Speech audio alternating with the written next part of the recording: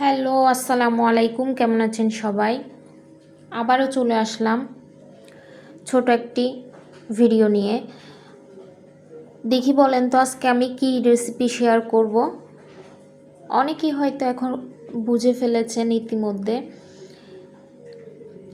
আর যারা বুঝেননি তারা দেখতে থাকুন। তো এই যে প্রথমে আমি চিকেনকে কুচি কুচি করে একটা ব্লেন্ডারে দিয়ে দিলাম। প্রথমে আমি কিমা করে নিব। এখানে গোটা কয়েকটা আমি কাঁচামরিচ দিয়ে দিলাম, সাথে একটু লেবুর রস দিয়ে দিব যাতে চিকেনের কাঁচা স্মেলটা চলে যায়।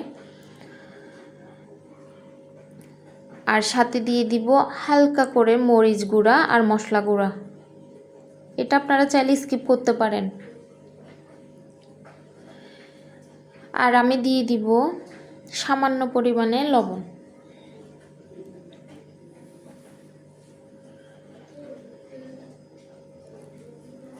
আসলে আমি শেয়ার করব বিভিন্ন, আপনারা আমাদের ঘরে হঠাৎ করে অনেক সময় হয়, হঠাৎ করে অতিথি চলে আসে। তো মেহমান আসা কিন্তু ভালো, খারাপ না। তো আপনারা যদি এরকম পুর রেডি করে রাখেন, চটজলদি কিছু একটা তৈরি করে দিতে পারেন। এই যে কিমাটা করে নিলাম, এটা আমি এক পাশে রেখে দিলাম। এখানে কিমা করতে আমি কোনো পানি ইউজ করি নাই। তারপরে আমি এখানে হালকা সবজি দিব, সেজন্য আমি 4-5টা পটল কুচি করে নিচ্ছি। পটলগুলো কুচি কুচি করে কেটে আমি এখানে কয়েকটা বরবটি ইউজ করব। বেশি দিব না কিন্তু, যাতে আমার চিকেনের পরিমাণটা বেশি থাকে, আপনার ভেজিটেবলের পরিমাণটা কম থাকে, ওই মাপেই দিব। আপনারা চাইলে ভেজিটেবলটা কম বেশি দিতে পারেন, কোনো সমস্যা নেই। কুচি কুচি করে কেটে আমি ভালোভাবে ধুয়ে পানি ঝরিয়ে এই সবজিটা আমি ইউজ করব।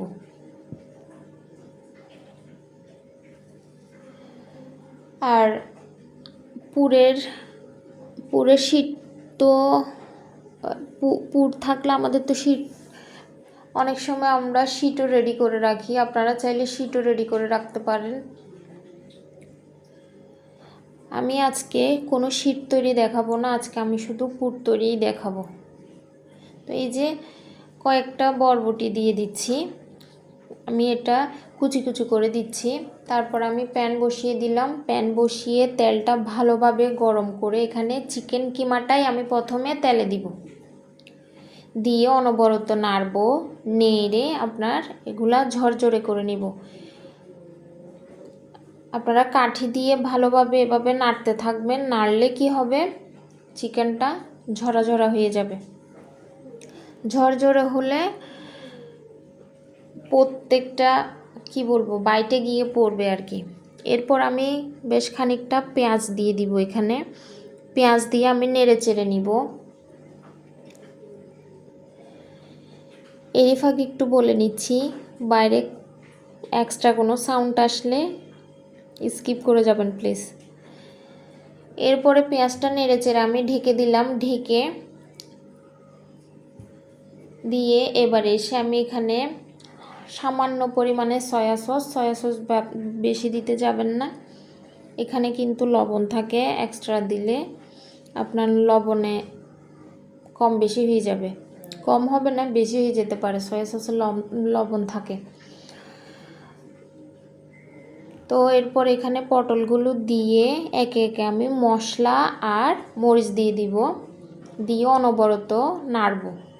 নেড়ে ভালোভাবে তেল ওঠা পর্যন্ত আমি এগুলা কষিয়ে নিব। চিকেন হতে কিন্তু তেমন টাইম লাগে না।